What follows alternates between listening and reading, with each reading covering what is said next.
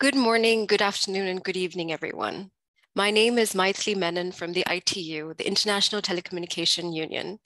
It is my pleasure to welcome you to this webinar on digital transformation and ethical use of technology for animals. This webinar forms episode 28 of the ITU Digital Transformation webinar series. Through this webinar, we will explore how our actions in the digital age impact non-human animals, especially in the context of agriculture and biodiversity conservation. We're privileged to have several dignitaries in our midst today, but as always, we're counting on you, the participants, to help create an engaging session. And for this, we would like to invite you to make use of the Q&A and chat functionalities, which you can find at the bottom of your screens. To kickstart this momentous webinar, I would like to call upon the esteemed director of the Telecommunications Standardization Bureau of ITU, Sizo Anoy-san, to deliver his opening remarks. Over to you, sir. Thank you, colleagues and friends. It is my great pleasure to welcome you all to our discussion today. Biodiversity is critical to all life on our planet. But ecological relationships are very delicate. Breaking one connection creates a chain reaction that breaks many more. To understand and protect biodiversity, there are an enormous number of variables to consider and monitor continuously. The natural world is too complex for humans to understand precisely, but we might be able to achieve this with the help of new technologies. AI is helping us to analyze vast amount of data in real time. Satellite imagery, for example, is the largest source of data on Earth processes that we have ever had. We are seeing promising results emerging from innovations, coupling AI with satellite imagery and data from motion capture cameras and acoustic sensors. We are gaining the ability to predict and track where species are moving in response to climate change. And we can now identify where species are at risk of extinction and human activities creating that risk. In the breakthroughs that we are achieving in areas such as AI and remote sensing, we see new opportunities to achieve a sustainable future. But there is much more work to be done to ensure that we take full advantage of these opportunities. And as we gain new capabilities to protect animals, plants, and biodiversity, we must ensure that we create global access to these capabilities.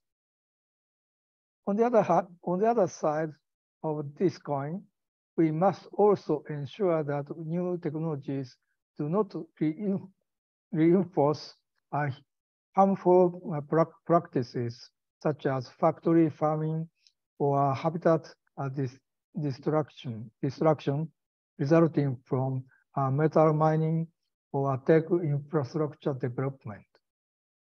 International standards can support us in this endeavor. We are working on new ITU standards for technology companies to assess their biodiversity footprint, as well as 2 new ITU standards for submarine cables to capture data of key importance to climate science and tsunami early warning. Our focus group on digital agriculture is supporting global effort to improve the precision and sustainability of farming technologies. This work looks certain to continue expanding, and today's webinar has potential to contribute to that. I thank you all very much for your support.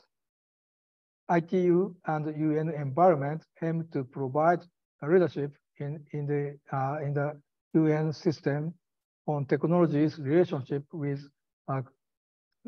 conservation in both natural and urban environments.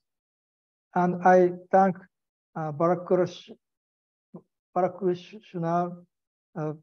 Pispati, Head of Environmental Policy at the UN Environment, for joining us today to share UN Environment's perspective.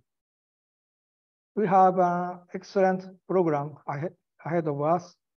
We are especially fortunate to welcome Professor Peter Singer, widely regarded as one of the world's most influential living philosophers. And we look forward to keynote speeches from Professor Singer and AI ethics researcher Ip Fei to set the tone for this webinar. Advances in AI and asking us what it means to be human and what it means to be humane. Let's make sure that ethical values define our answers. Thank you. Thank you, Inoue-san, for those enlightening remarks, which I believe have really set the stage for the discussions that we have up ahead. So keeping the momentum of the webinar going, I would now like to give the floor to Dr. Balakrishna Pashupati, who is the head of environmental policy at UN Environment in Nairobi. Over to you, sir. Thank you very much. Good morning, good afternoon, good evening, colleagues from wherever you are joining this very uncommon webinar that focuses on the issue that is just not only topical, but that is emerging as an important enabler for a lot of future activities related to sustainable development, digital transformation in general, but also artificial intelligence in particular. So I'm very pleased, and I should thank both Mr. Seizo Onoe and Maithili Menon from the ITU for the invitation to UN Environment Program to join this particular webinar. And when we initially discussed, I was mentioning that the focus of UNEP is much broader than focusing on animals. It is more on environmental management, climate change, nature conservation, pollution management, and related sustainable development. But then I realized that the topic is something which is a little specific for some of us who work on general issues related to technology, issues related to the upcoming interventions that are potentially possible. But those who actually are also very keen to look at the emergence of this technology from its impact on society, from its impact on environment and the social development and economic development as well. And for those of you who follow some of the upcoming discussions in the United Nations system, you would have recognized that during the 75th anniversary of the United Nations, a decision was made that UN should come up with a compact, a global compact, to focus on the issue of digital transformation, digital technology, and the related issues. So a couple of months ago, we concluded online discussions, and the expectation is that in 2024, there'll be a global summit that will look at adopting a global compact in terms of digital technologies, digital tools, and digital transformation. And the purpose of this compact is not only to bring different components, agencies, institutions within UN, but also to work with governments, work with a number of stakeholder groups who actually are pioneering, not only in developing the technology, but also very keenly focusing on the application of this technology and the impact of technology, both from an adoption perspective, but also from a use and ethics-based perspective.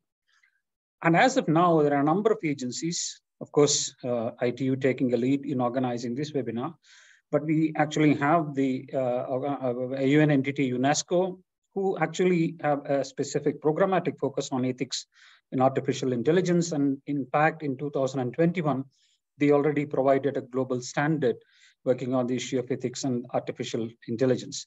But the purpose for UN to do all of it is to outline shared principles for an open, free, and secure digital future for all. And that is where UNEP and its program have started looking at how to mainstream and how to internalize some of these discussions, approaches, and programmatic components within its own work program. So the result of it is that we currently have a full-fledged program within UNEP focusing on digital transformation, which is directly linked to the medium-term strategy of UNEP, which will run till 2025. But having provided you that context, the moment when you talk from a conservation perspective, from an environmental perspective, when you talk of ethics and animals, the first point that comes to our mind is the use of animals in research, the ethical treatment, animal rights related issues, and all of them. And in fact, just a week or 10 days ago, there was a very interesting report that was presented by the Manchester University in the UK, where they assessed 10 top universities in UK who are involved in animal research, and said that the use of animals in research significantly is coming down thanks to a lot of technological interventions and all of it. And what is interesting in this particular webinar from the panel and from the speakers that I've observed is that even though we are discussing some of these at a global level and in some policy terms or a generic perspective, the elements that I hope will be discussed as a part of the panel today is going to be something which is very specific. And many times when you're looking at a policy-making perspective or from a strategic development perspective, we do need some of those kinds of messages, some of those experiences, and some of those roadmaps that we should be able to pick up from actually things happening on the ground. And certainly the work on digital transformation that includes work on artificial intelligence and related issues. And this particular webinar is going to be extremely valuable and useful. So from UNEP, we just certainly are looking forward to the outcomes and the discussions of not just the panel discussion, but also the question and answer sessions that will follow the panel discussion in terms of some specific outcomes. Because at the end of the day, application of many of these processes, many of these principles will lie in making some of those fundamental on the ground field-based changes that will make the planet safe for everyone, but at the same time sustainable for everyone also. So once again, thanks to ITU for the invitation, and a very big word of thanks and appreciation for all the panelists and the participants who have joined the discussion today. Thank you very much. Thank you, Dr. Balakrishna, for those insightful remarks, and for also providing an overview of what the UN has done in this context. It was very interesting, and we hope that we'll hear more about it as the panel progresses. I would now like to pass the floor to the moderator of this webinar to take us through the rest of it. But before that, I would like to take this opportunity to announce that today we have in our midst Professor Peter Singer, who is a renowned philosopher and is widely regarded as a founding father of the contemporary animal liberation movement. So welcome once again. He will be delivering the keynote for this webinar together with his colleague, Dr. Yip Fei. So I'm sure you're all eagerly looking forward to this. So without further ado, I would now like to pass the floor to Mr. Karthik Satyanarayan, who is the co-founder and CEO of BioLife SOS. Over to you, sir.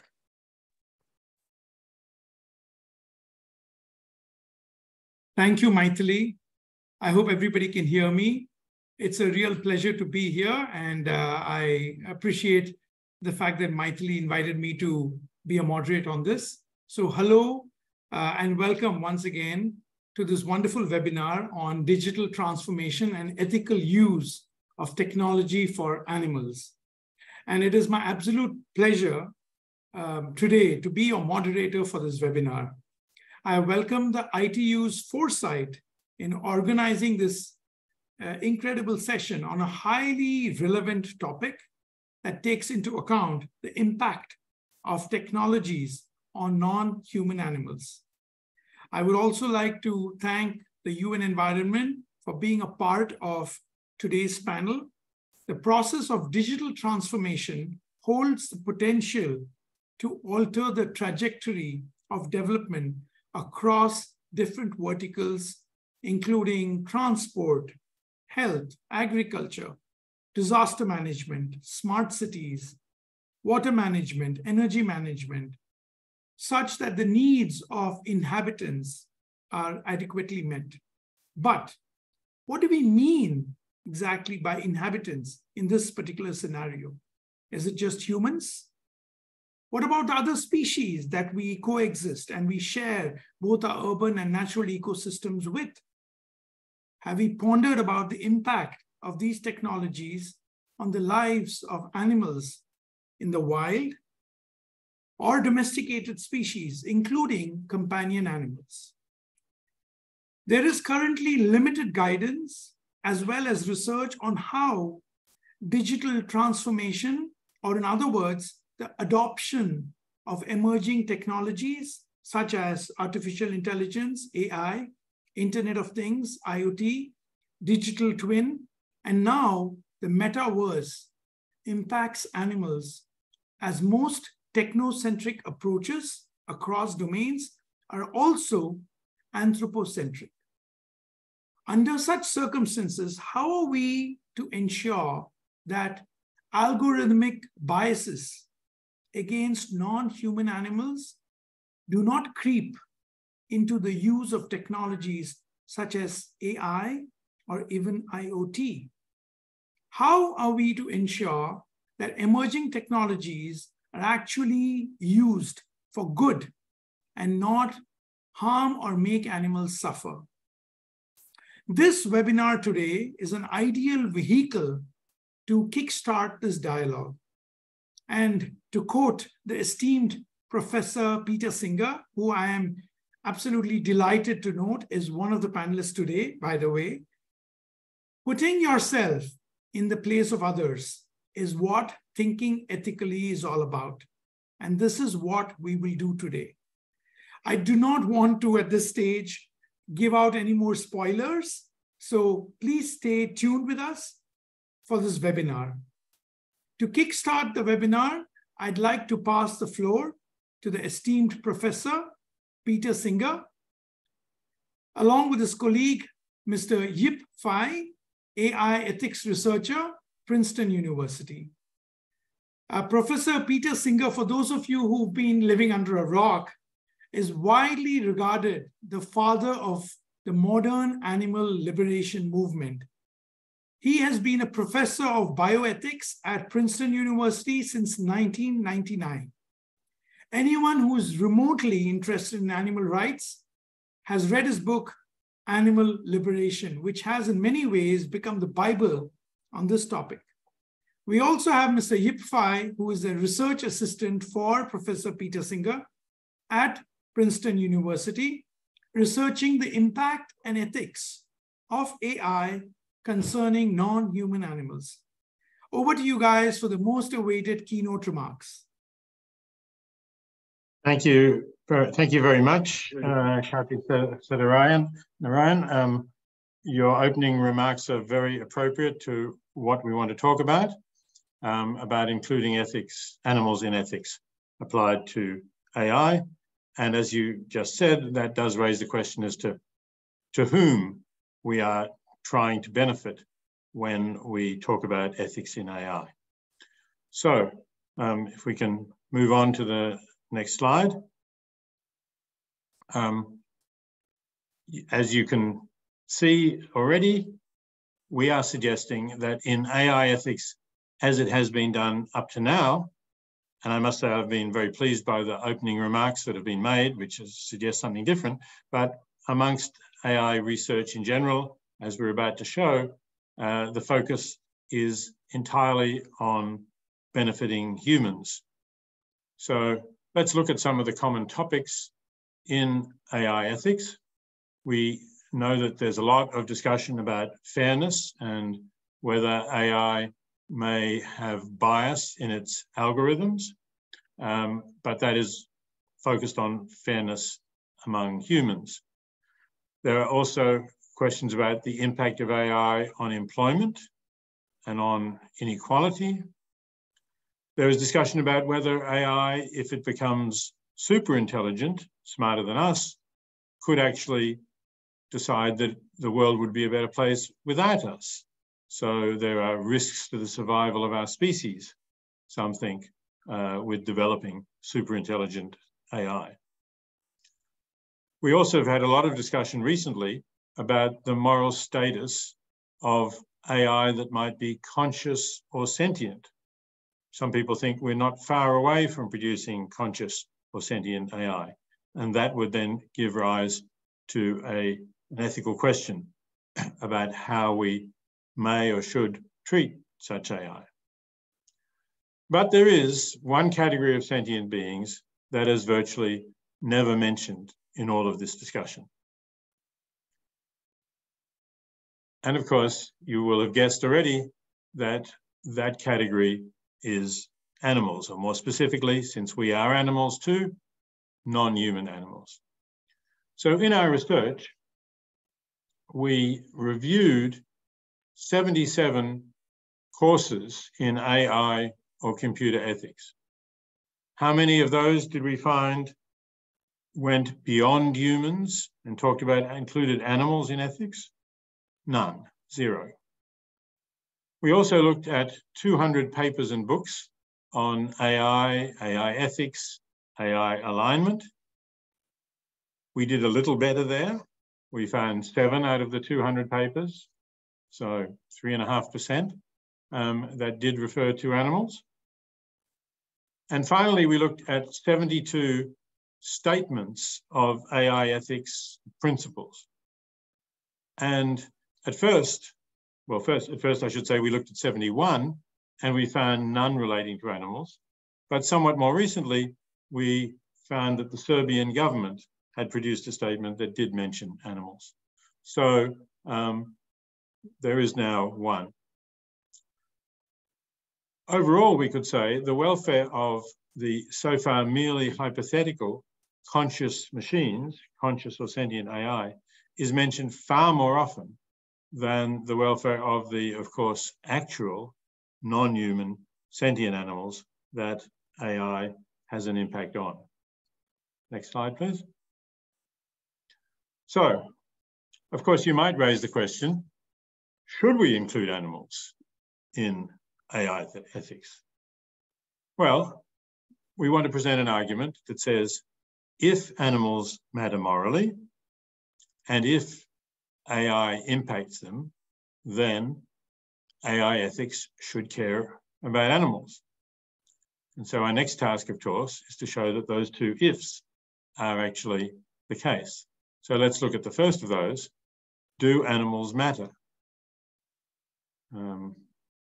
So here I have a quote from Jeremy Bentham, the great British founder of the English School of Utilitarianism, living, and this was written in the late 18th century, where he says, in asking which beings matter, and looking at some past philosophers who have suggested that you need to have reason or self-consciousness, or possibly an immortal soul in order to matter, Bentham wrote, the question is not, can they reason, nor can they talk, but can they suffer?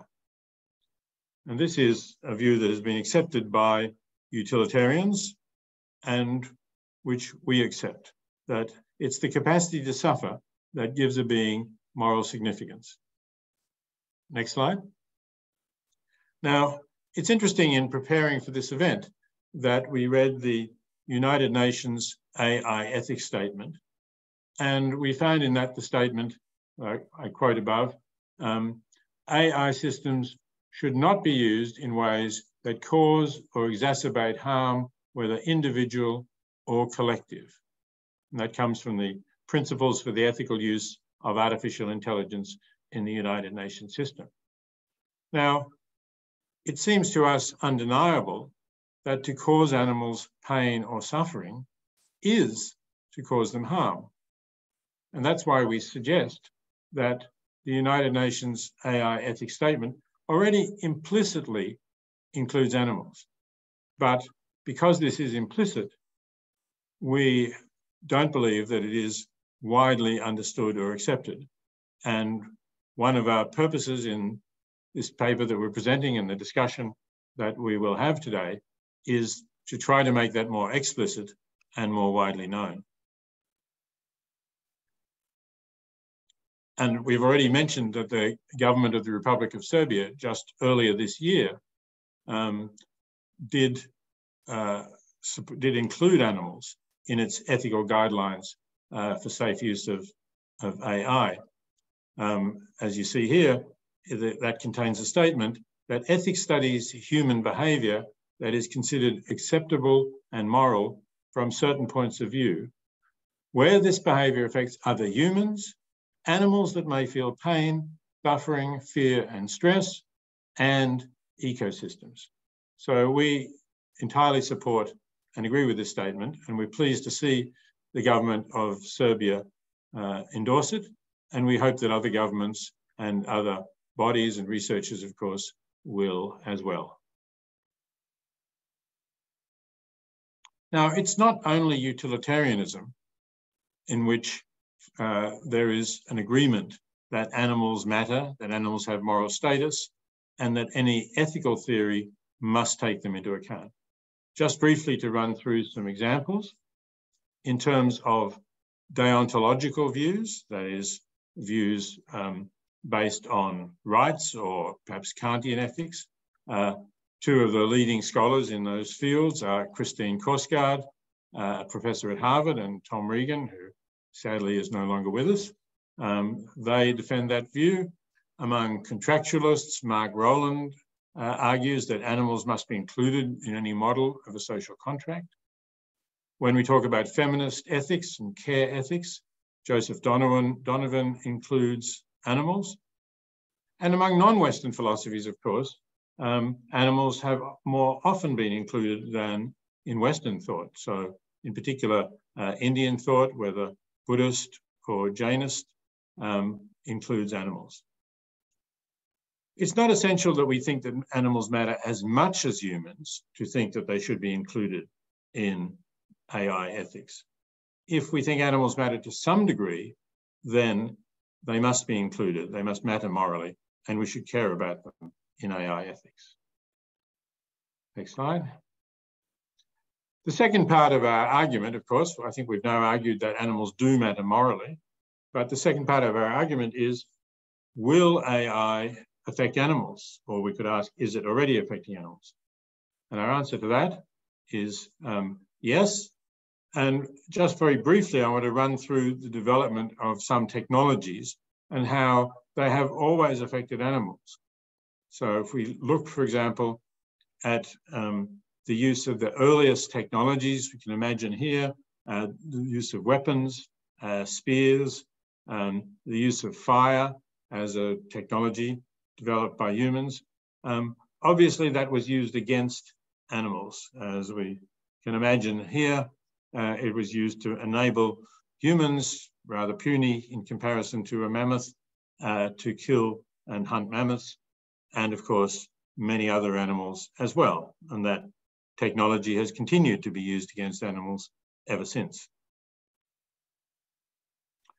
Or if we look at the wheel, one of the great inventions of human beings, it wasn't very long after the wheel was invented, we're sure, that animals were used to pull loads on wheels, and obviously not always to their benefit, or mostly not to their benefit, because they were made to work very hard for the benefit of the humans who wanted the loads to be moved.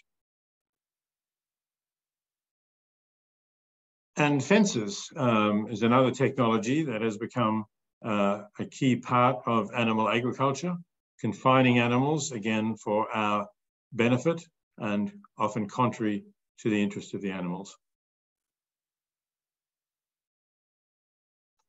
Now, another form of technology is the development of antimicrobials used in intensive animal agriculture. So we can see here, I think we should be hearing some commentary, which I'm not hearing now. Even if a breakthrough does occur due to overcrowding and poor sanitation, the cushioning effect of the preventive medication will keep the deaths and stunting loss to a very small percentage. compared to birds not fed the preventive medication. So as that comment suggested, which of course was trying to boost the use of antimicrobials in intensive animal agriculture succeeded really only because the use of antimicrobials prevented a high rate of mortality that would otherwise have come from crowding. And that has certain auguries for the use of AI as well, as we're going to go on to describe. Next, please. So on the whole, looking back at technologies and animals, we would say that the track record is that technology has done more harm to animals than benefits. Technologies generally were not invented for the animals, they were invented for humans. So it could be that with AI too, this ratio of benefits to humans and harms for animals is likely to apply again. That the harm to animals will be greater than the benefit to humans.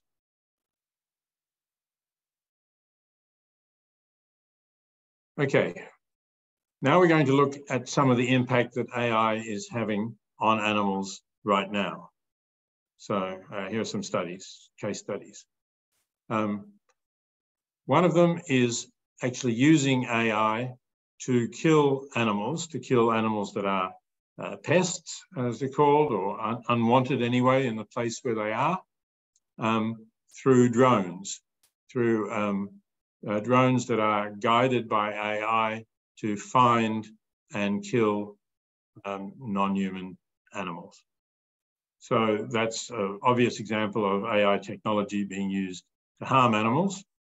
And I'm now going to hand over to my colleague first just to say, well, the ethical issues raised by the killing of animals by drones is clearly what is the balance of human interests versus animals' interests. Is it necessary to do this, or is it merely convenient? What if the drones, if the AI doesn't work well and the drones kill the wrong animals? That can certainly happen. And we need to ask the question, if indeed we judge that it is acceptable or necessary to kill animals who are in the wrong place, then how is that being done? How much suffering does that cause to the animals? And is there a more humane way of killing that could at least, if the killing can't stop, at least replace the less humane ways of killing? Good. So now I think I am going to hand over to my colleague, Yip-Se Fai, to discuss some of the other uses of other uses of AI that have an impact on animals. Over to you, Fai. Thank you, Professor Singer. Just a disclaimer, I just recovered from COVID, so excuse me if I cough a little bit. Our next case study is autonomous vehicles, or more often, more commonly called self-driving cars. So self-driving cars has been one of the topics within AI ethics, but so far we have focused mainly or even solely on human issues when we talk about the ethics of self-driving cars, such as human safety or the impact of self-driving cars on human drivers, the jobs, the economy, etc. But it's not moving. Okay. But there's an obvious reason why the ethics of self-driving cars relates to animals, which is that all cars might hit animals. When we're talking about human drivers, because we are not yet taken over by self-driving cars in our driving, human drivers kill a lot of animals on the roads each year. Just to give an idea, in the US, roughly 89 to 340 million birds, and only birds, were killed on roads each year. And presumably, if self-driving cars take over from us in driving, and if they do not improve upon us in detecting or avoiding animals, similar numbers of animals might be killed by self-driving cars when we have a full self-driving car world. According to our research, autonomous vehicles, the prototypes of autonomous vehicles already hit some animals, and they do not identify most of the animal species, except cats, dogs, or large animals. But except for these, most animals, we cannot see evidence that they can detect them. We believe this is due to business incentives. When there is no relation to profit, there seems to be no concern for hitting a certain species of animal. For example, when a self-driving car hit a dog or a cat, they might expect there's a reasonable chance that there could be a public outcry.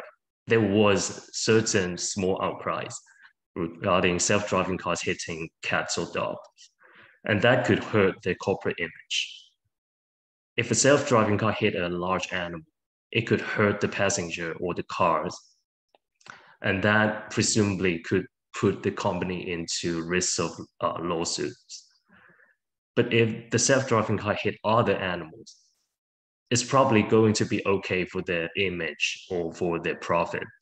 And that makes the company think it might be okay for them. We're not saying this is ethically okay, but the company might think this is okay to happen.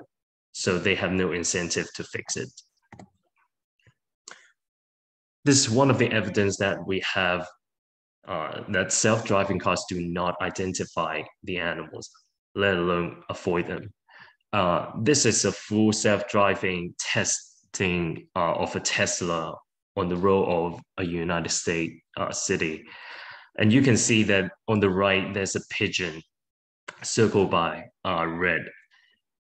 It's not detected by the Tesla, but you can see the 3 humans in front of the pigeon clearly identified with the right positions. So clearly it has the ability to see the humans, but not yet the incentive to see the pigeon. This example is a squirrel. The same thing happening. During the whole clip, the squirrel didn't appear on the screen. I'm not sure they have a logo for this. The problem is not only whether the self-driving car can identify the animal, but also what should the self-driving car do when they see the animal.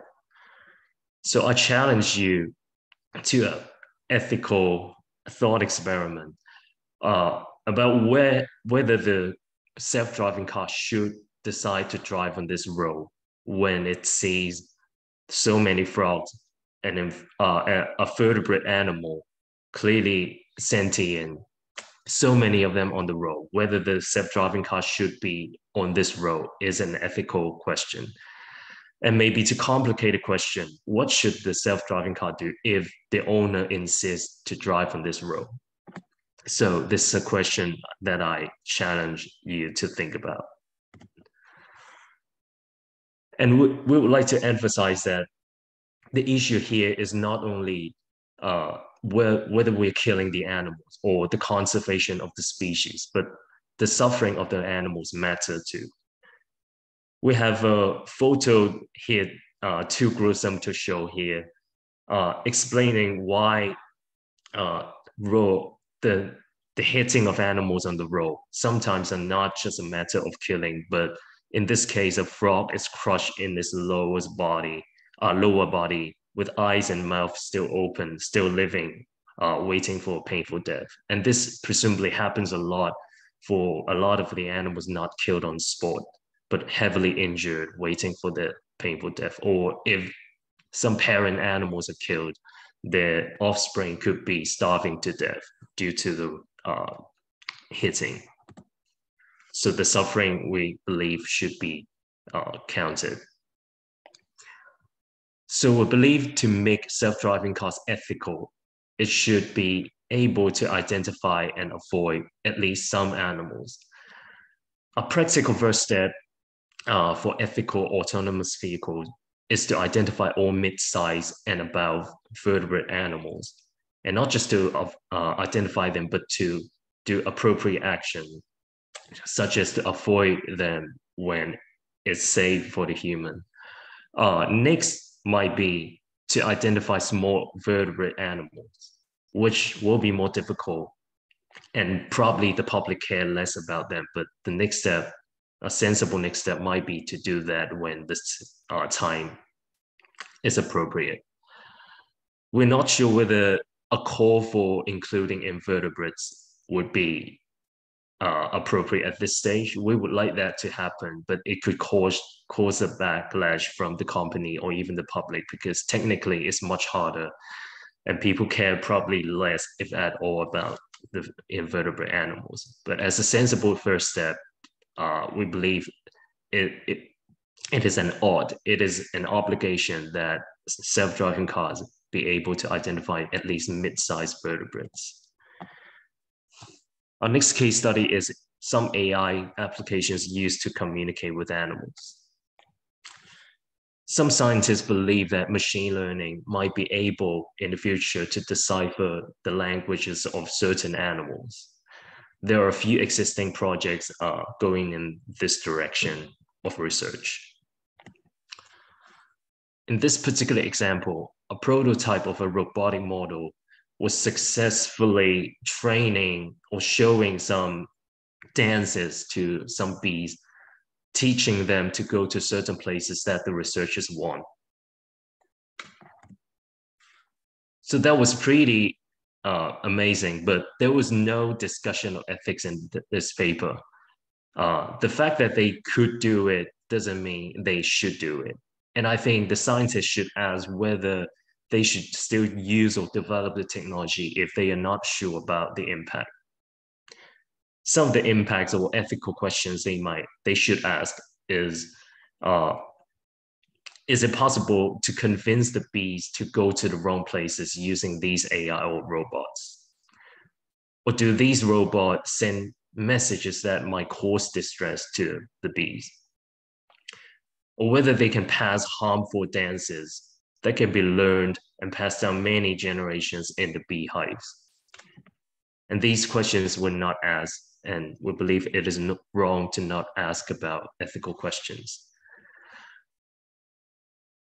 A more responsible approach was seen from another project called Earth Species Project, a similar project trying to use AI to communicate with animals.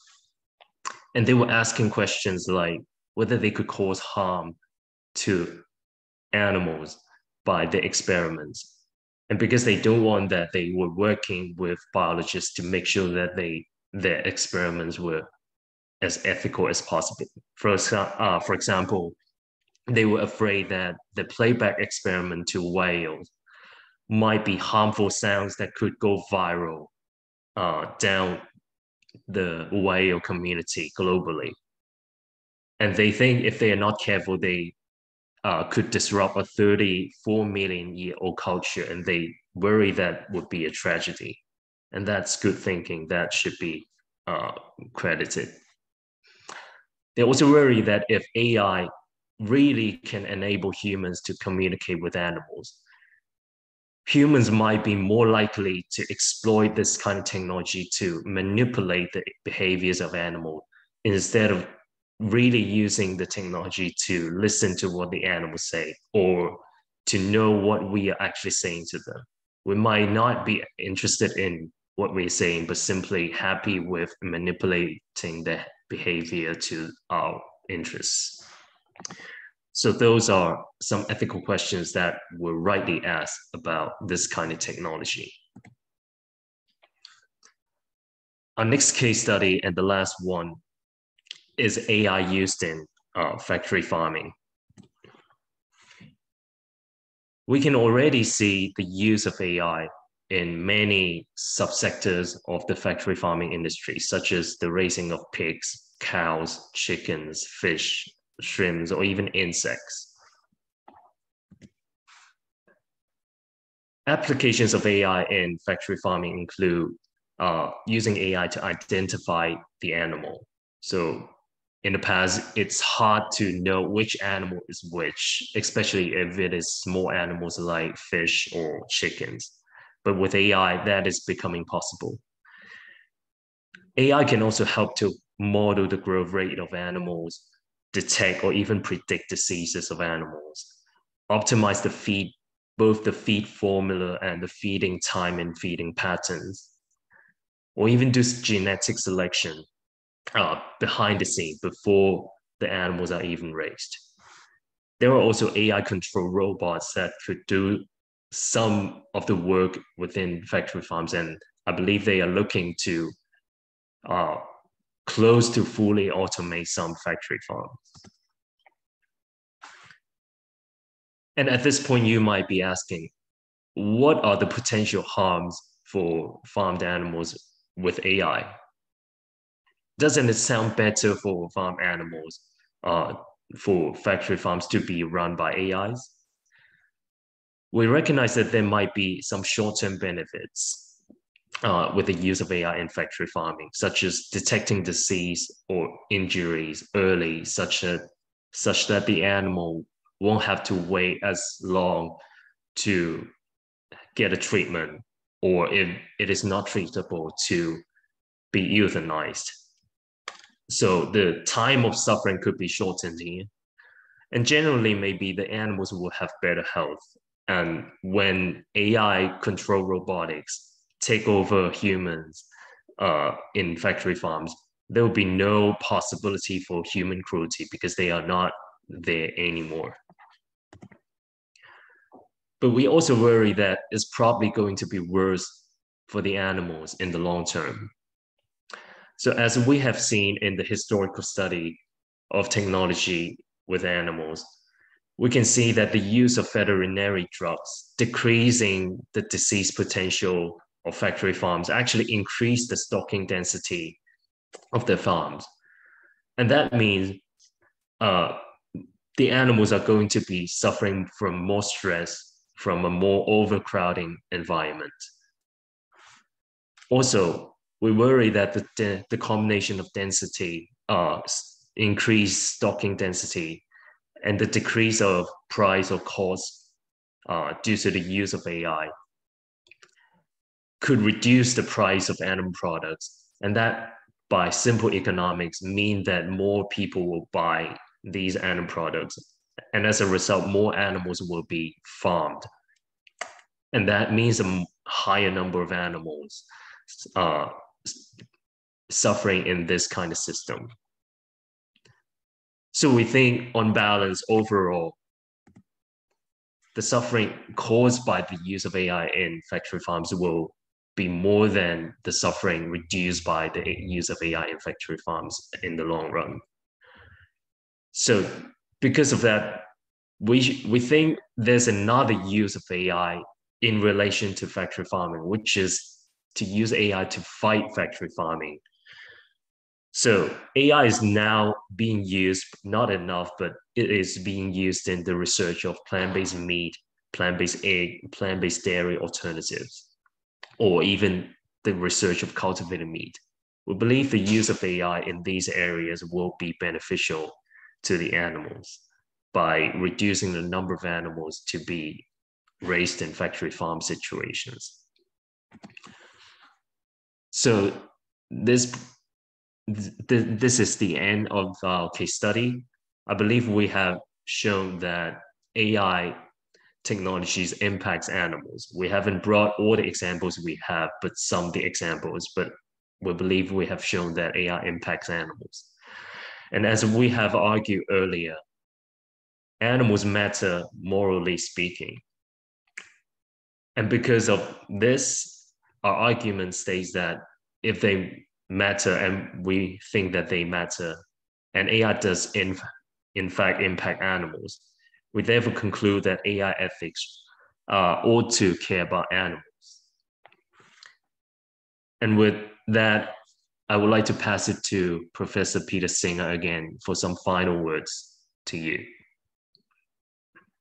Thank you very much. So some people may think that what's important in ethics and in AI ethics specifically is that we avoid harm, that we don't harm either humans or let's include animals, as we have argued. There's that motto that used to be there at Google, though it's no longer there: don't be evil. and the principles for the ethical use of artificial intelligence in the United Nations system also started out, as we saw in that previous quotation, that AI systems should not be used to cause or exacerbate harm. So there's a focus there on harm. But as a closing word, I would like to say to you that we should not only think about avoiding harm, and of course that is important, but let's try to think of ways to have positive impacts for all sentient beings, for humans and for non-human animals. Because I do think that AI has the potential to make the world better in ways that perhaps we still can barely imagine. But Fai has already mentioned some of the ways in which AI could make the world better by helping us shift to a plant-based diet, which would be good for animals and good for the environment as well. And I'm sure there's a lot more that it can do. Maybe it will be able to help us communicate with animals and understand their needs and preferences better than we can today. Maybe it will help us to find ways of coexisting with them so that we are not constantly in danger of harming them or competing with them. I think we would like to close on that note of being somewhat optimistic and looking for positive ethical outcomes from AI for all sentient beings. And of course, in closing, we want to thank all of those involved in making this possible. We were delighted to have the opportunity to present these ideas to such an important forum as this. We thank Maithili in particular from ITU, but also everyone else who was responsible for making this happen and allowing us to have this opportunity to speak to you, and also, of course, to get feedback from you and to hear your views and those of the other panelists, which I'm very much looking forward to hearing now. Thank you again. Thank you. Thank you, Professor Peter Singer and Mr. Yip Fei, for these insightful remarks. They really set the stage for the remaining portion of the webinar and provided us with an excellent basis to move ahead. But before that, I have a few questions for you to commence the discussion on this topic. We have about 10 minutes for discussion. Some questions here I have are, what role do you think the United Nations and its specialized agencies like ITU could play in ensuring that emerging technologies like AI do not cause harm to animals? And in what way can the UN help shape the AI ethics to ensure that animals are included in the debate? Would a call to action be beneficial at this stage? Thank you very much for that suggestion. As I said, we're delighted to have this forum and to introduce these ideas to ITU, and I think more broadly to the UN. We're very pleased to have the UNEP involved at such a high level as well, because we think that the UN can play a leadership role in gaining acceptance worldwide of the idea that AI ethics must include animals and that AI practices must be concerned with the impact that AI has on animals. So yes, a call to action or an issuing of a statement of principles that will carry weight with the other bodies who have formulated principles, but virtually all of which have not included animals. It may encourage them to amend those statements and principles to include animals. So I think the UN agencies have a really important role to play here. What do you think can be done, in your opinion, to ensure that concepts related to speciesism and utilitarianism are included in the dialogue for AI ethics to weed out harmful practices related to factory farming, as we heard during your wonderful presentation? Will this help ensure that animals do not suffer at all? You published a paper on AI ethics, the case for including animals. Yes, we don't believe that it's necessary to be utilitarian in order to be opposed to the mistreatment of animals. As I indicated in one of the slides, there are many leading scholars, philosophers, thinkers from different traditions. So we think it would be, if you like, unnecessarily doctrinaire to say that it's the utilitarian view alone that we must spread.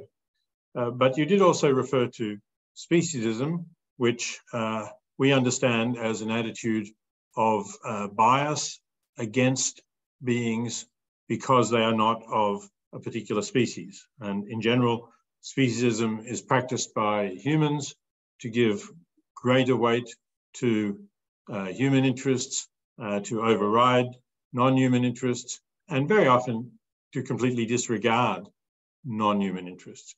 And we certainly think that it's good to have that understanding that just as we are familiar with racism and sexism and other forms of discrimination within our species, and we now reject those, unfortunately not absolutely everybody, but I think all clear-thinking, ethically minded people reject racism and sexism and some of those other prejudices. And we hope that speciesism too will be rejected as a prejudice in favor of our own species that blinds us to taking seriously the interests of members of other species. Thank you very much, Professor Singer and Mr. Fai. It's been a real honor to hear your perspective and insights into a topic that I believe is and will be extremely relevant in the years to come. It is truly a privilege to be sharing the stage with the most influential living philosophers. And I hope you can stay on with us for the remaining sessions and the last part of the discussion after all the presentations. And now we have session 1 coming up, coupling animal welfare and digital transformation. But before we commence with the speakers in session 1, I'd like to briefly present the work that I myself do in India with my nonprofit organization called Wildlife SOS, and elaborate on how we are leveraging technologies to help animals in the wild and protect them from, well, us humans. So I'm just quickly moving on to share my screen.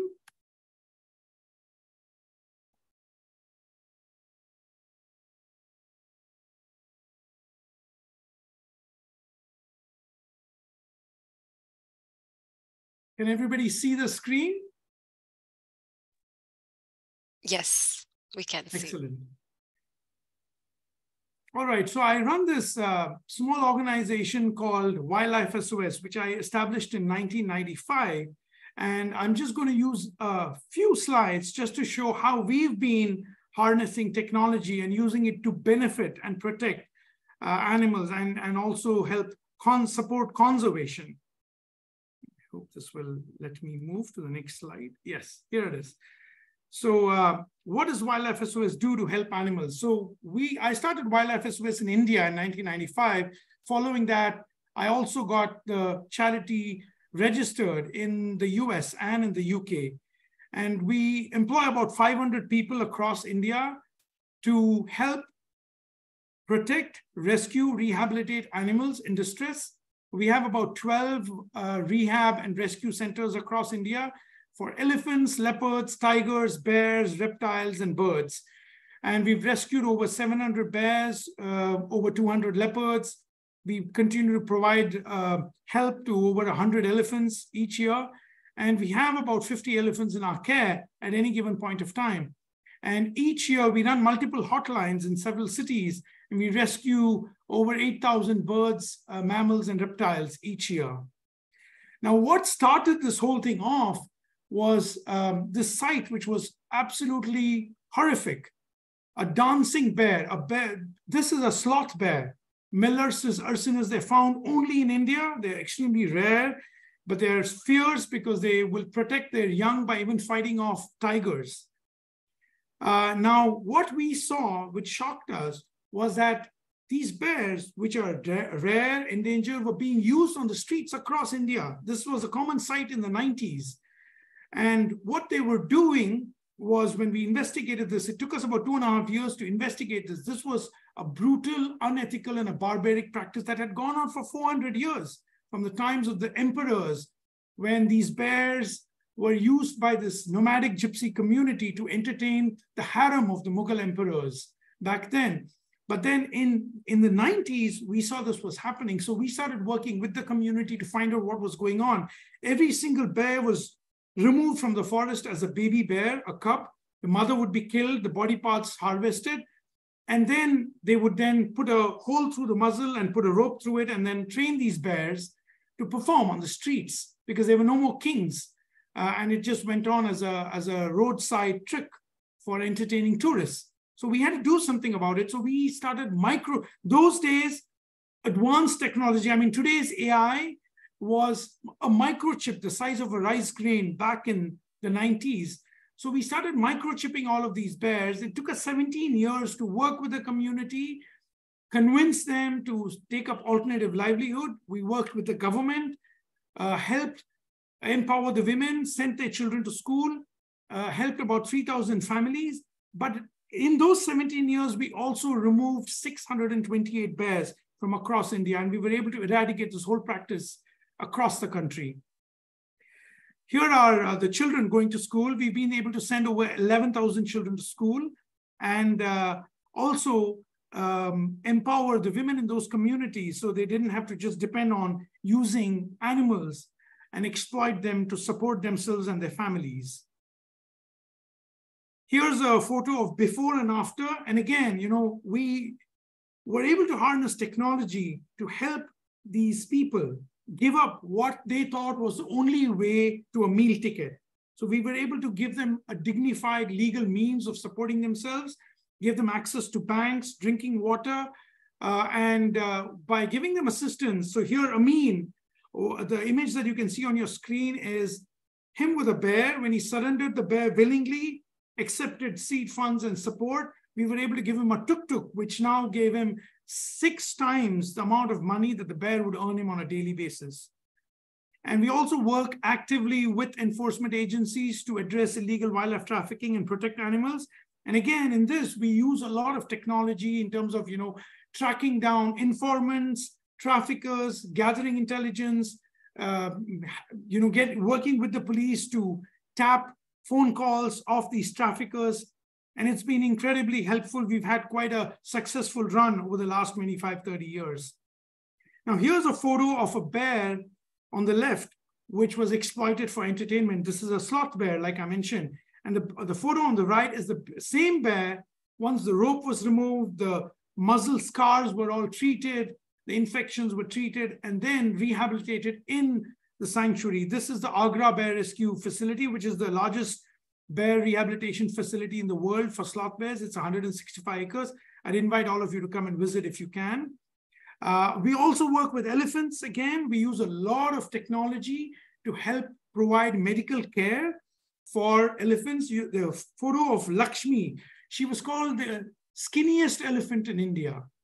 And she was suffering from malnutrition. She was debilitated, and she was used as a begging elephant. As you can see, the damage on her spine, until she was rescued. Now, when we had to treat her, we had to use a lot of technology. So we use a digital wireless radiography machine in order to get x-rays, because you can't pick up an elephant and put it on a veterinary table like you can with a dog or a cat. And we also use a lot of ultrasonic laser therapy machines to help treat animals like this in our elephant hospital, which is not far from Delhi, the capital of India. We also use digital campaigns to encourage people to refuse to ride. So we have this empowerment website called refusetoride.org, where people can learn about how elephants are captured from the wild, trained using brutal techniques, so that tourists can have an entertaining ride on their backs. And this is something that we are trying to encourage people to stay away from.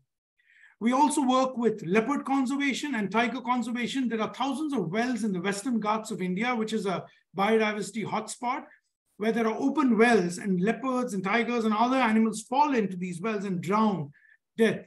And Wildlife Resource has been working with local farmers to educate them in avoidance behavior, so we can also avoid negative interaction between them, reduce and mitigate conflict between people and leopards, but also reduce human fatality. We also actively cover these wells to prevent animals from falling into these wells to their death. We also do a lot of work to reunite leopard cubs. Now, because of human encroachment, habitat modification, habitat change, leopard mothers often are forced to abandon their young in the fields or in the fringes of human habitations and run away because of excessive human and biotic pressure. So Wildlife SOS works with the local communities and the forest department to reunite these cubs back with their mothers so that we can prevent further conflict. Also, that's that many less leopards in captivity. And you'd be happy to know that we've been able to reunite over 100 leopard cubs so far. And again, here we use infrared night vision cameras, remote speakers, and of course, a dedicated team of vets and care staff. So we can mimic the calls of the leopard cub and attract the mother to come back and pick her cub up and go away. So it's not another abandoned cub that ends up in captivity. Again, here's another case where we were able to use technology. There were 90 human fatalities caused by an elephant herd in central India in 1 year. And we worked with the forest department, the local communities, and we set up a GPS radio collaring system. We had to track this elephant herd for weeks and weeks on foot, which is bloody dangerous. But eventually we tranquilized the matriarch of the herd, and we put on this collar that gives us accurate readings every 2 hours of the position of that herd. And we were able to set up an early morning alert system so we could alert the villagers 3 hours before the elephant herd was reaching them about the trajectory of that herd. And people could then come out and make a lot of noise so the elephants would not get into their property or their fields. And that helped save human lives as well as elephant lives and mitigate conflict. And this is a project which is being underway right as I speak. We are radio collaring brown bears, Himalayan brown bears. And you can see the photo on the right is the GPS collar with the auto release mechanism. And these bears are getting into garbage dumps in pilgrimage areas. And it's becoming a huge problem with the people becoming very intolerant of these bears. These are giant bears. The same Himalayan brown bear becomes a grizzly bear in North America and the European brown bear in Europe. And so we have a team there in Kashmir working to radio collar these bears, and we are tracking them, and hopefully we can come up with mitigation solutions very soon. And the same issue with this very rare endangered Levantine viper, again found suddenly. We expect this is possibly a result of climate change, that these vipers are now becoming very visible, and we're using radio signals to track them and determine home range to conserve this endangered species. Also, we hope it will help us to reduce human-snake conflict. That's it. Thank you very much. I hope this was helpful.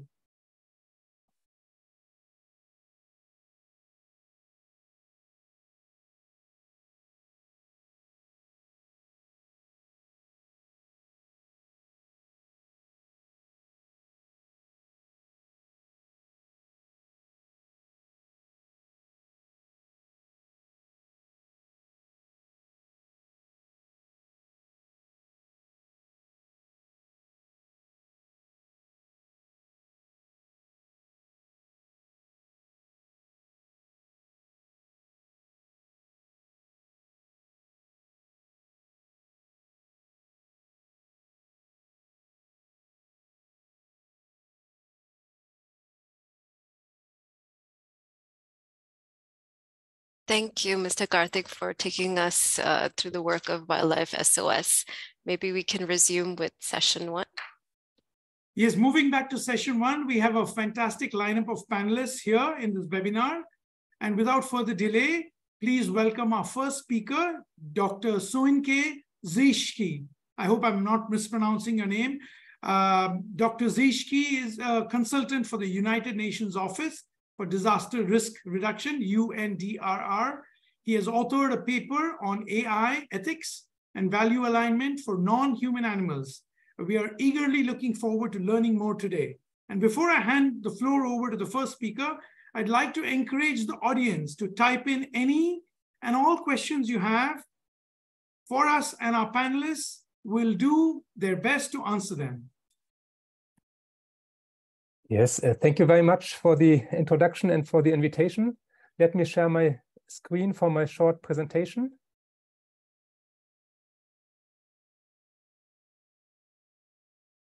I hope you can see it. So my presentation is based on a paper or an article which I published 2 years ago. It's called AI Ethics and Value Alignment for Non-Human Animals. So you may have heard that one of the many major problems when it comes to AI, but one of the perhaps toughest but also most important ones is the so-called AI value alignment problem. It is critical because it may impose an existential risk, but this problem is so far also considered only related to humans. It's basically based on one question, which you see in the left column. How can we ensure that AI systems pursue goals and values which are aligned with human goals and values, especially for not yet developed super intelligent artificial general intelligence systems? So this is in a nutshell the problem. But as you see, and it's in bold, it's so far considered only for humans. What I argue in my article is, or it's basically, my article is basically a call to also include non-human animals into this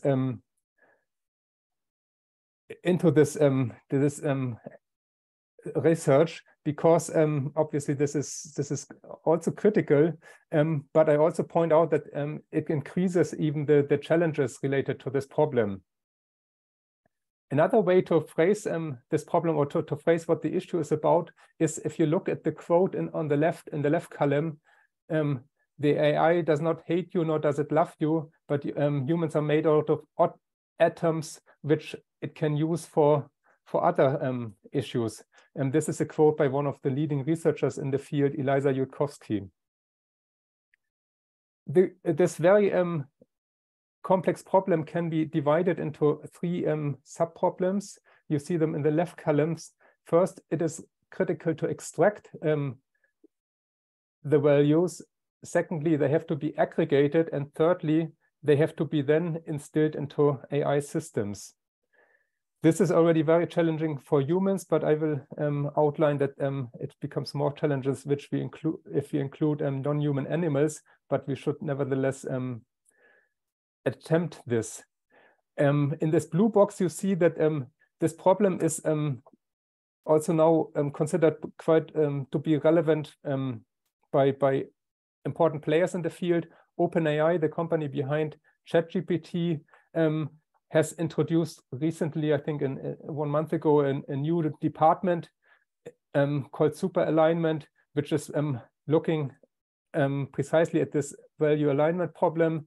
But again, as far as I know, not considering animals in this research. So it is on the agenda, the problem, and it is very hard, but animals are neglected.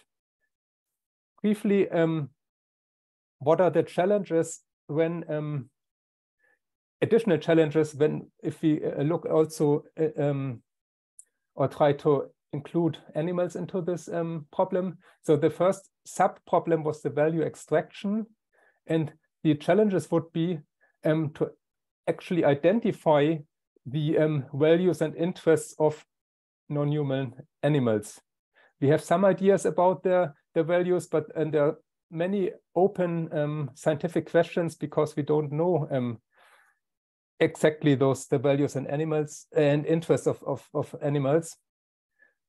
Secondly, there's a large, obviously a very large number of species of non-human animals. So this means there's also a large variety of values and interests which have to be looked at, because it is can be assumed that different species of non-human animals have different values and interests. And the third additional challenge would be a time component. This would be to focus on endangered species first, because every day the species going extinct, and assuming that self-preservation is a preference of all animals, there should be a focus then to look at those endangered species first.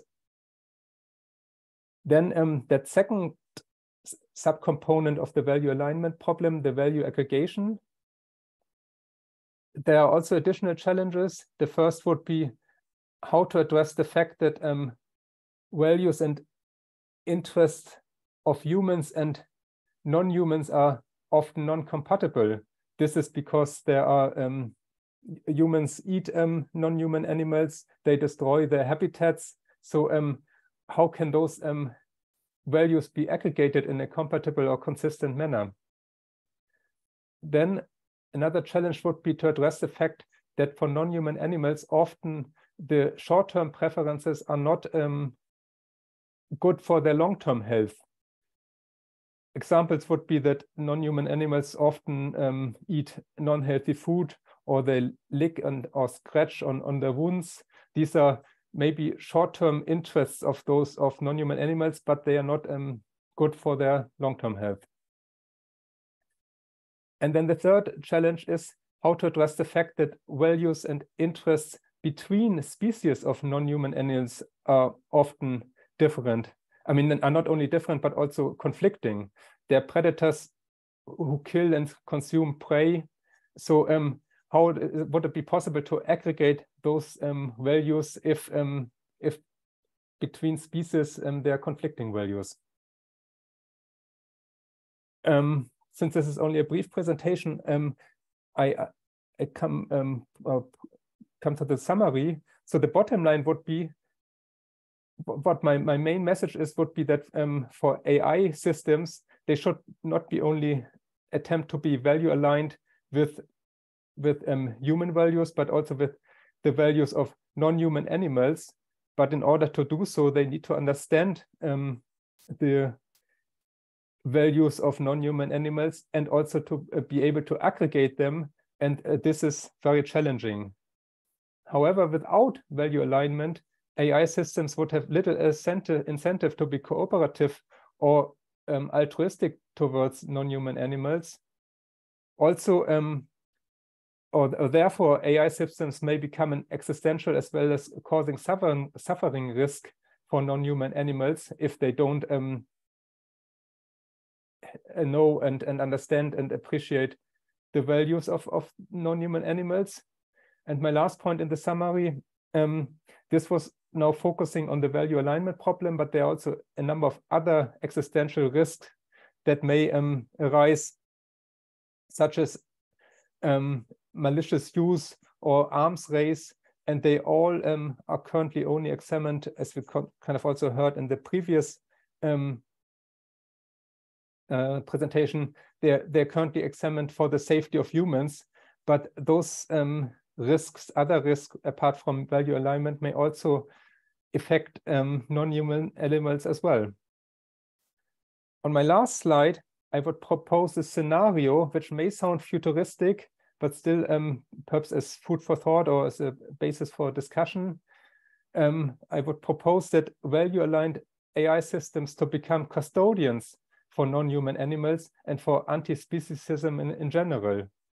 And I would support this scenario because, based on 2 points.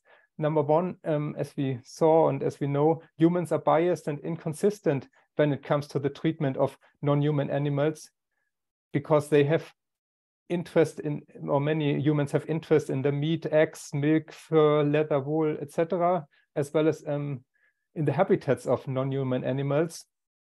And secondly, humans have incomplete knowledge about how to ensure animal welfare, and which also affects the largely neglected suffering of wild animals.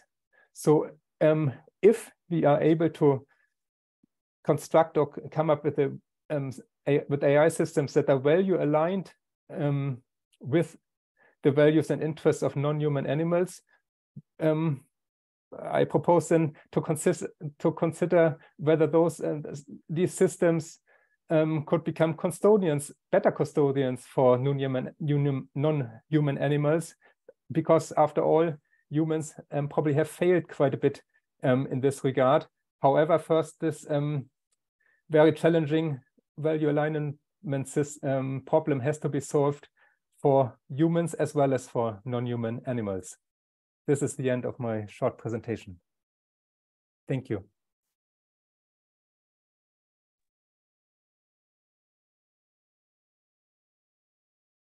Thank you, Dr. Soinke, for the insightful presentation highlighting the AI value alignment problem in the context of non-human animals. We look forward to discussing this further during the Q&A. Thank you. We will now move on to the next speaker, Dr. Victor Anton, founder and CEO of Wildlife.ai, which is a nonprofit that uses AI to support wildlife conservation. Victor has joined us today to shed more light on how the technologies can be embraced for the benefit of biodiversity at large.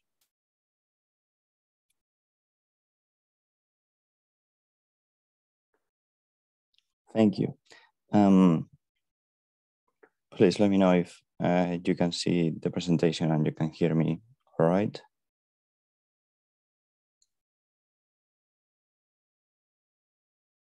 Yes, we can see. Go ahead, please. Thank you. Awesome. Thank you. So yeah, today I'm going to be talking about Wildlife.ai, our non-for-profit, where we use artificial intelligence to accelerate wildlife conservation. We face a biodiversity crisis where if we keep on going with business as usual, around 1 million species are estimated to face extinction. So those are big numbers, and what conservation practitioners and conservation researchers need to try to prevent more species from becoming extinct is accurate and real-time information of how these species can be managed and can be prevented from becoming extinct.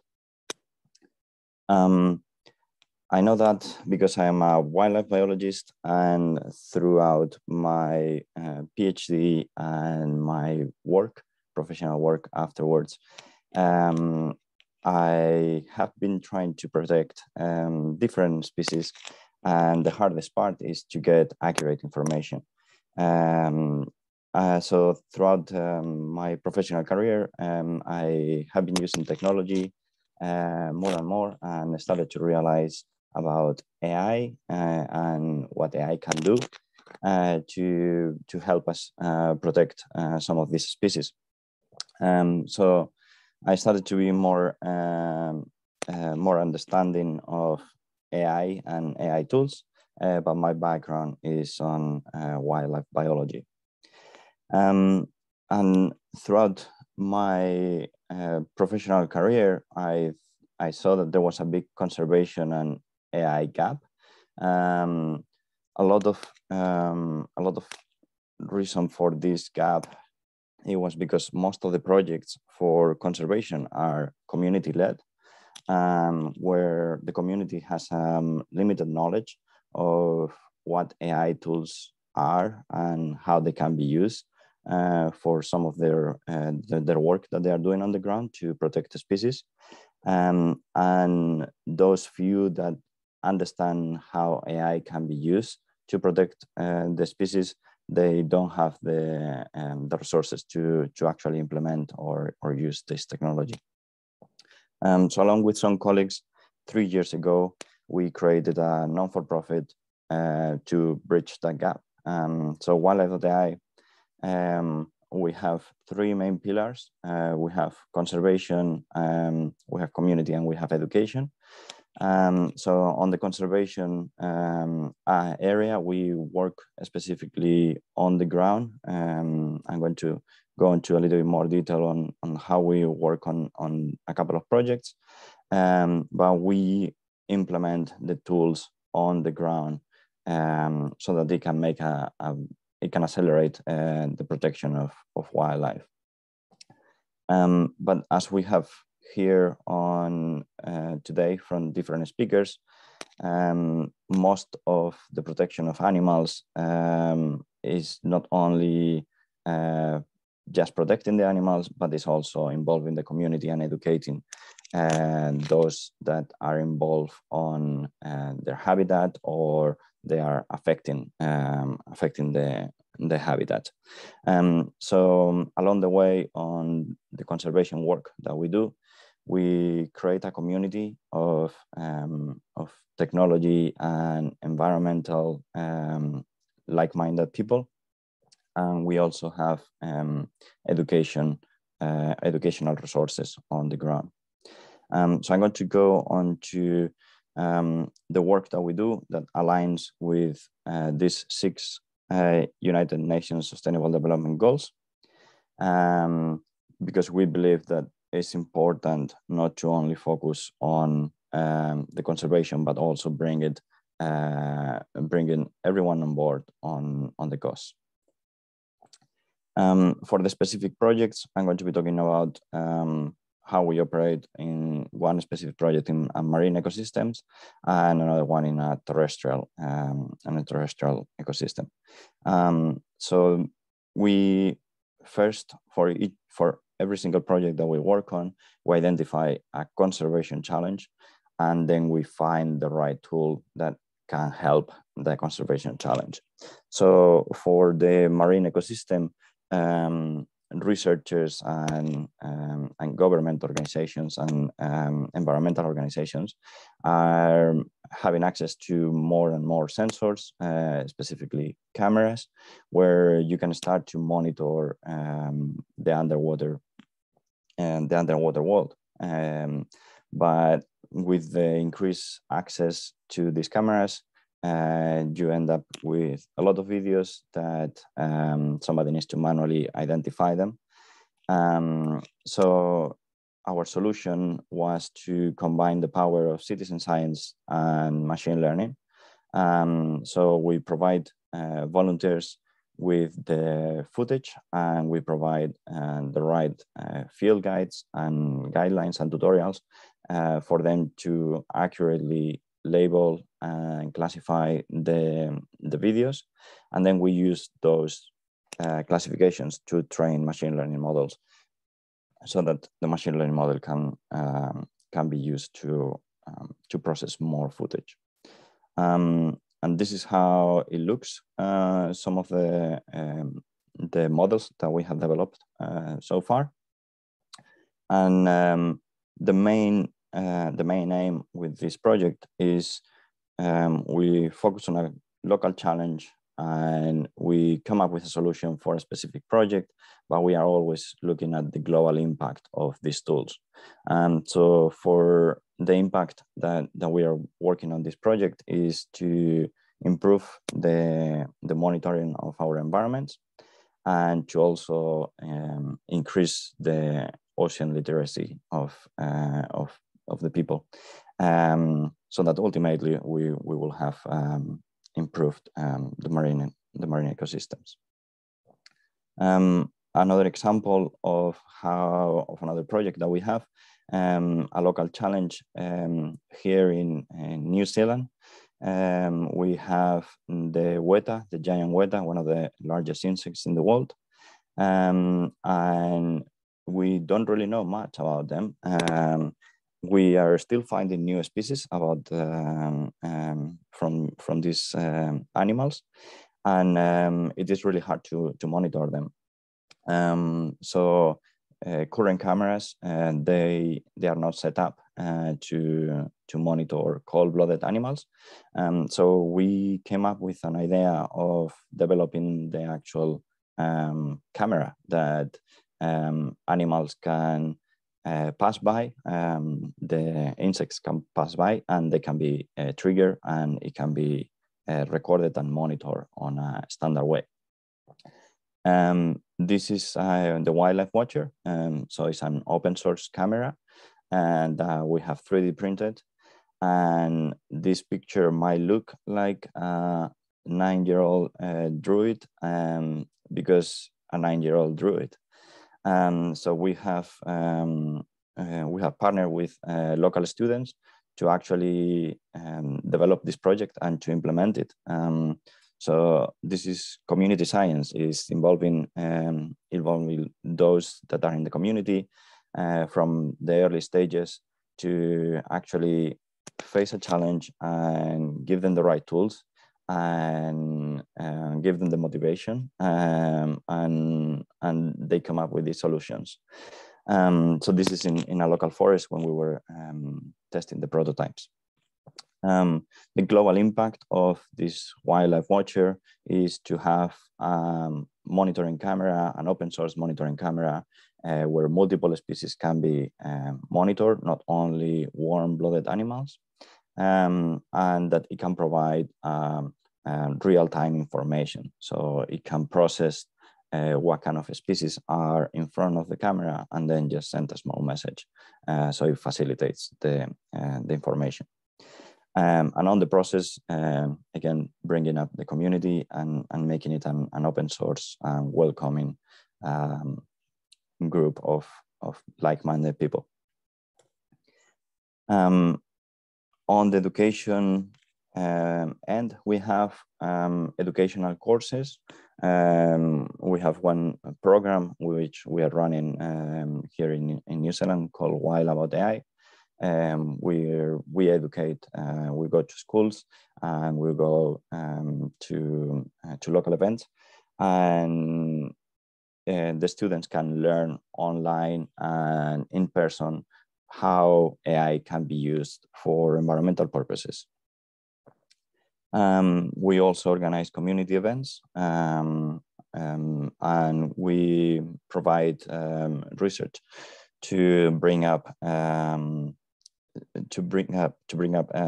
understanding of how AI can be used for environmental purposes. So that was a report that we wrote with the New Zealand AI Forum for the New Zealand government, and it was really nice to have the government involved on it and to see that these tools can be already being used for environmental purposes and for conservation in particular. How you can get involved with Wildlife AI? If you have the data science skills, you can become a data ranger. So reach us out on wildlife.ai. If you are more interested in the nature and want to help us out classify data, you can become a citizen scientist. If you have the resources but not the time, become a partner or donate. And always share our story and follow us. So yeah, that's wildlife.ai, and I really want to thank everyone for listening and for providing us the option to share our work. Thank you.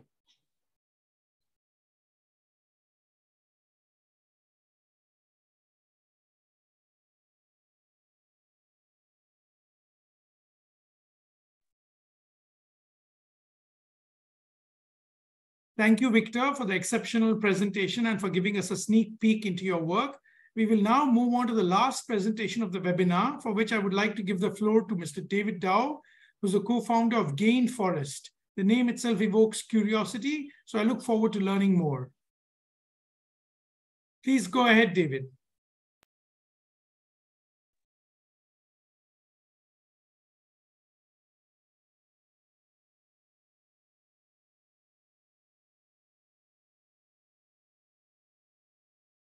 Hello, everyone. It's wonderful to be here. I'm David Dow, co-founder of Gain Forest, a nonprofit that works globally. And our goal is to reverse and stop deforestation by 2030. And we want to use that with technology. But because we are a little bit over time, and I want to make sure that everyone gets a little bit of deserved rest, I want to start my presentation with a sound clip. So please close your eyes and take in and listen to the sound. And let me know if you can hear it.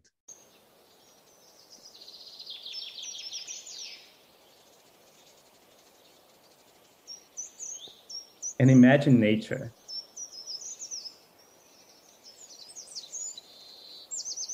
Maybe some of you see birds, mountains. I'm coming from Switzerland, so I see a lot of mountains and I see a lot of like mountain lakes, forests. And one of the biggest big ideas I've come across is every time you ask someone to imagine nature, the answer highly depends on where they are from. When we work a lot on the field and we talk to the communities, local communities, and especially the ones who are indigenous and work and live in the forest, sometimes they give a wonderful answer and they saw, when I imagine nature, I see myself, which is, I think, very, very impactful, because I think in the global north, we oftentimes don't see humans when we imagine nature. It's kind of separate from our imagination. So we really need to understand why this is the case. Maybe we see it's kind of separate from our daily lives. But what I want to emphasize with that is that nature and these sounds, they make us really tranquil and like meditative. And there's a good reason for that. We humans co-evolved with nature. We still are. And so nature gives us a lot of contributions and benefits that are not just the things we're talking about right now, which is mostly carbon when you talk about forests, right? Like carbon storage for climate change. But it's also cultural, like aesthetic, stewardship. And as we talked so much today, it's about biodiversity and food and fish and life itself, right? That's what nature provides. And unfortunately, we humans have not treated nature really well, as we can see in satellite imagery, as we have talked about in the past talks. The natural world is deteriorating in rates unparalleled in human history, and that is just an assessment from the UN. So I'm an AI researcher, so I come from a different perspective than Victor, who is like from a biology perspective. So what makes me interested in that topic? So when I basically did my PhD, we invented a method that is now used in interpretable AI, data-centric AI, that gives a value to a data point. And I always wanted to see if there's a way for me to use the technology we developed to really support the environment we're living in. So there has been always a deep interest in me. And maybe this algorithm could be used to tell what data is valuable or whatnot, to pay out people, local communities, to protect forests, biodiversity, and animals. And it turns out there's a really big idea in that space called interspecies money that hypothesizes what if every human, every animal, every plant gets actually its own bank account and would pay for its protection. And that could be, for example, every time it's observed or not. And so we started with this idea of exploring, okay, how would that look like? And we started working together with now 23 global organizations, conservation organizations around the world. They are based in Kenya, in the Philippines. We are working with the Bhutan Ecological Society in Bhutan, and in Indonesia, where we are trying to basically talk to the communities, deploy AI solutions, detect animals, and then reward community members for the protection of the environment. And that works really well. So here, for example, on the left, we experiment with drone data to basically capture the biodiversity from the flora. And then in Kenya, for example, we have developed off-ramp solutions where someone can donate just a single $1 and it comes with almost no fee and arrives in Kenya at even the most remote locations. So technology allows us to already do this, this financial, what we call off-ramping freedom and transaction speed. And all the data we collect is transparently visible, so we can trace the impact and we can really, really encourage through data collection, through transparency, more donations from donors that would like to support and jump into our efforts. And donors receive what we call an NF3, Web3-based certificate that always will prove that they've donated. And with this technical solution stack, we have received a lot of positive feedback, large funding resources. We're able, for example, to donate several of our conservation partners all of their mangrove planting projects over the past years. But one of the things I want to emphasize here in this talk is the lack of measuring. So please listen again to this sound. So this is also a forest. And this is actually recorded next to the initial forest you just heard.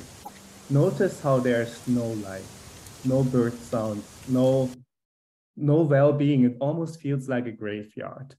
And that is because this is also a forest, but it is a monoculture, a forest solely planted for two reasons mostly, either timber production or carbon storage for carbon offsetting and carbon credits. And it takes away the biodiversity, that contribution of nature that is not just carbon storage, but like so much more, it takes it away, right? And this is really the danger of when you only focus on one aspect of nature, but don't want to protect the holistic view of nature. And I argue here that we can't value what we can't measure. And as of right now, our technologies, as much as we want to claim it, we are failing to capture nature's biodiversity. And we are failing big time. So what Gainforce is trying to do now, together with ETH Zurich, my alma mater, we wanted to set a statement and show that technology can detect biodiversity in unprecedented scale. And we wanted to prove it to the world, not just claim it, because there's a lot of AI washing nowadays with the hype and the donor money coming in. So we wanted to prove this. And the X-Prize Rainforest, which is a 5-year competition for $10 million, is a perfect competition set for us to prove that we can develop the technology to measure every single animal on the world. So the X-Prize Rainforest, hosted by the X-Prize Foundation, is a $10 million prize. And it says basically, they give us 100 hectares of random forest a day before the competition. And we have 24 hours to measure as much of nature's biodiversity as possible without entering the forest. So no humans are allowed. It encourages autonomous technology. We've talked a lot about this today with Peter Singer's keynote. And so we really want to set out and see how can drones and autonomous technology potentially help us collect that data. So our data strategy is very, very multifaceted. We use drones to monitor. We use satellite data to fuse like base layer information. And then we connect it with environmental DNA sampling. So there's recently a huge advancement in genomics, so much so that when you basically are able to collect surface DNA from leaves or maybe from water, we are able to actually sequence and detect possible animal species. And here, this talk really wants to show you a little bit from a machine learning perspective side, what are the challenges, what are the opportunities? Because I believe as an AI researcher, this field is so under-researched, there's so much opportunity, but we need to be really aware of course, the AI ethics here as well. We can utilize large time series, satellite imagery, we have petabytes of it, every single image, every single day we get one image anywhere in the world right now with a satellite. But unfortunately, we don't have any labels for that. So it's really hard to make use of that in large like machine learning models. We can collect a lot of drone imagery. And here, this is, for example, drone image-based biomass estimation from some of our algorithms, where we fly over, take a high resolution imagery of a forest canopy, and are able to detect where a tree starts and where a tree ends, and potentially also the species of the tree. But again, here the challenge is limited to label data. Biodiversity animal detection works really well. Much work and claims to Sarah Berry from MIT for detecting developing the mega detector.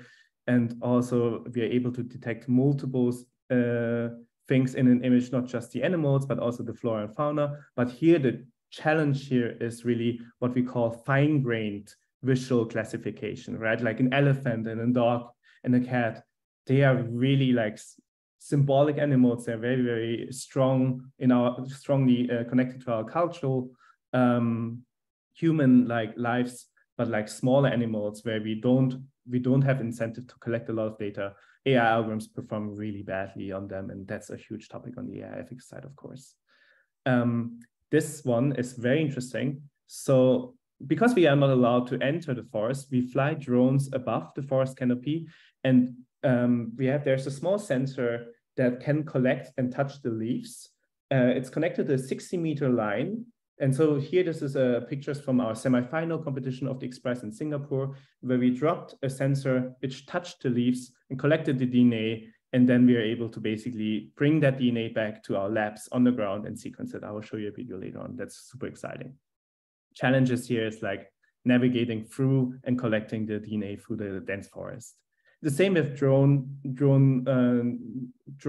deployments. When you want to fly into the forest, it's pretty difficult because you have to navigate through the dense canopy. So here, this is, for example, work from our collaborator, Stefano Minchev, where he can attach origami-like structures on branches that can then collect sensor data. AI, just AI is really, really horrible. Don't do it. As an AI researcher, I would highly recommend to not just use AI for now, because like we did a short study on 6 sites in Ecuador where we used AI predictions for carbon estimations, one of the most well-collected data sets because everyone loves carbon credits. And we've seen that AI overestimates the carbon on that field when compared to like field-based data collections, sometimes up to a factor of 10, right? And huge justice issue as well. It never overestimates actually in the US, where we have a lot of data.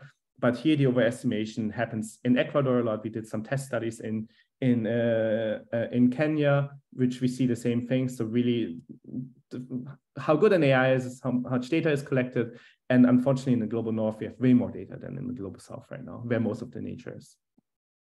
So it's really important to integrate the communities in, as we've seen in Wildlife AI's presentation.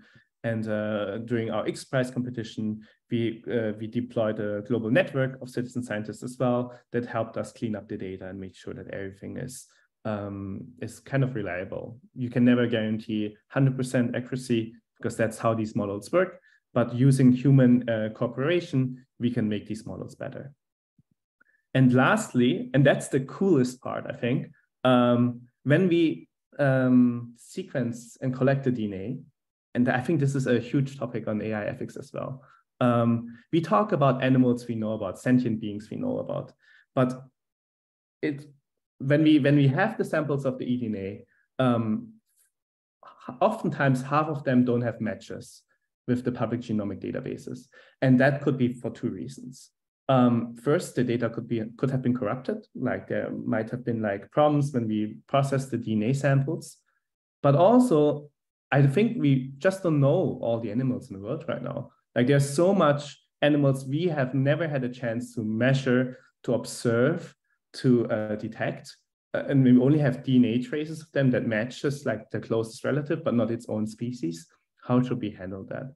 And artists have like come up with an ingenious solution to give these animals kind of a good connection to us humans. So instead of giving them a name, many of them, for these unknown animals, translate the DNA sequence into music notes and create DNA music. And this video, which will show you some of the technology working on Singapore in the field, has 3 animals sonified, a bioluminescent snail, a small ant, and a honeybee. So I hope you can listen that out.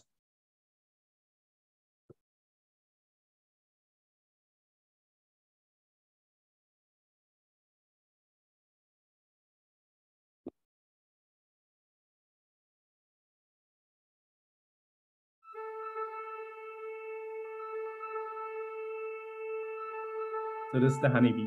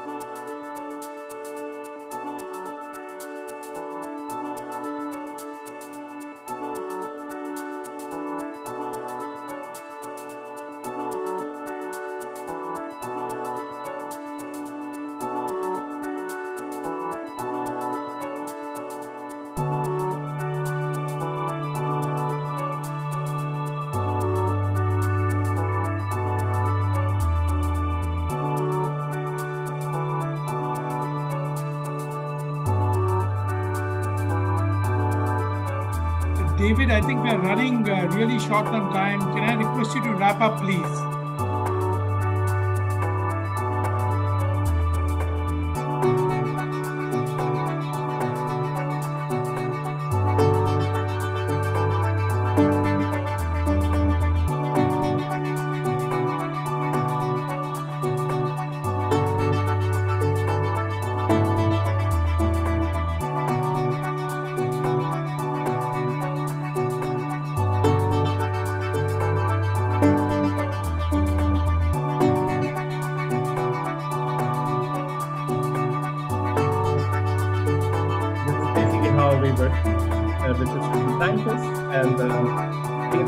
See really how this technology is deployed on the field.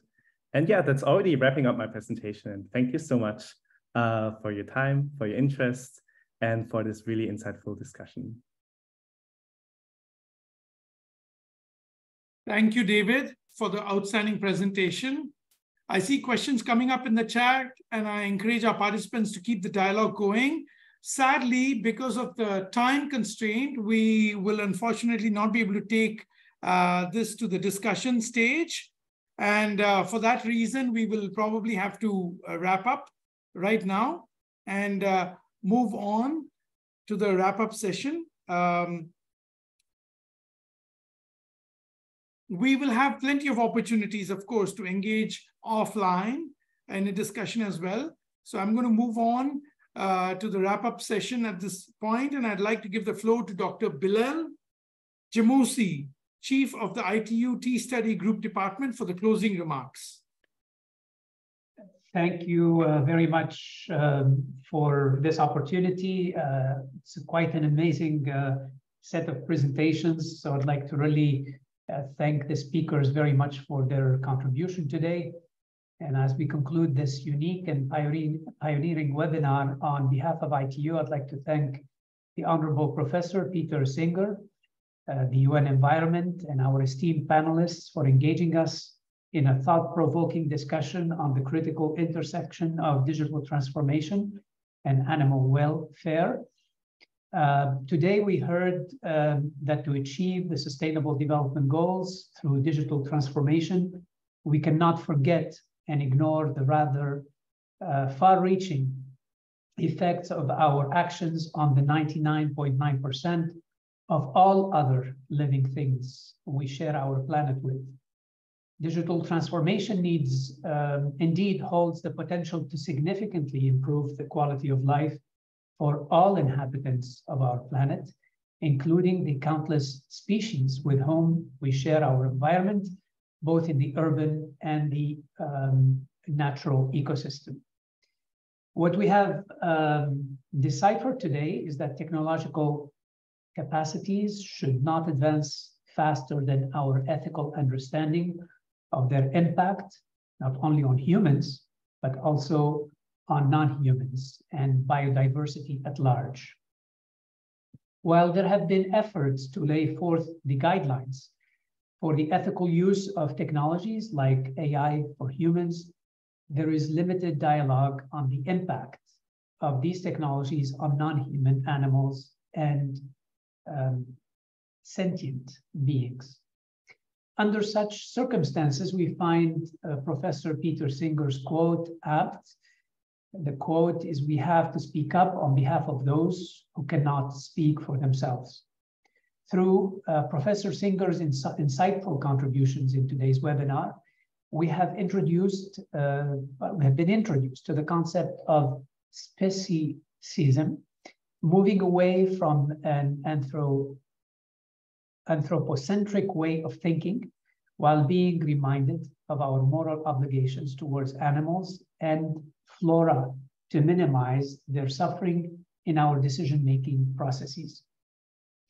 We were also introduced to the idea of employing effective altruism and being utilitarian by leveraging emerging technologies such as AI, IoT when dealing with other species. I'm pleased to say that we have taken a small step towards that through this webinar, together with the key UN partners like UN Environment. I'm proud that ITU is one of the first UN agencies to highlight this topic and provide the platform for all the speakers to share how they're using technologies in this domain. We discussed the challenges and opportunities that digital transformation presents in the context of animal welfare, such as harnessing the power of technologies to promote ethical practices in biodiversity conservation, in agriculture, steering clear of reinforcing practices related to factory farming, and preventing potential algorithmic biases against animals that may exist relating to self-driving cars, accidents, and disaster rescue operations. This webinar is an opportunity for us to adopt a more compassionate way of thinking in the digital age. And I would even say a necessary way of thinking to preserve the biodiversity that we all need to preserve the overall ecosystem of our environment that we live in. International Telecommunication Union, the UN Specialized Agency for Information and Communication Technologies, or ICTs, with our unique blend of members from different sectors, we provide a distinctive and open platform which fosters collaboration to develop innovative digital solutions that prioritize the well-being of both humans and non-human inhabitants of our planet. In fact, in 2017, the ITU, under the remit of the United for Smart Sustainable Cities, together with other UN agencies, we published use cases on tracking of pet animals in small cities and wildlife enforcement management systems. As we conclude today, let us carry forward the insights and inspiration from this webinar to explore the potential of digital transformation in creating a more just, inclusive, and compassionate world for all living beings. To participate in future thought-provoking digital transformation discussions facilitated by the ITU, I encourage you to visit our events page and register for future digital transformation webinars. Thank you all for your attention, and I hope to see you at the next episode. Thank you.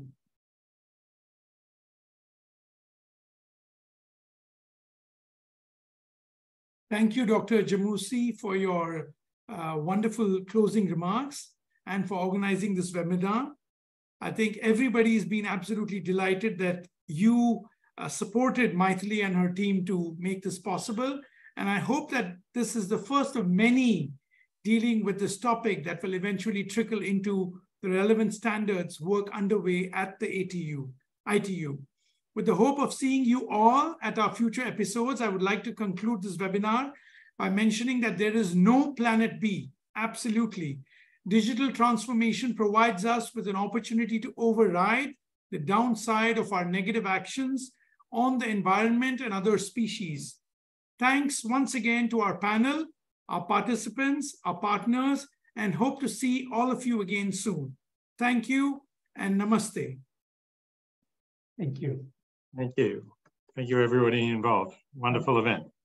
Thank you, Professor. Thank you.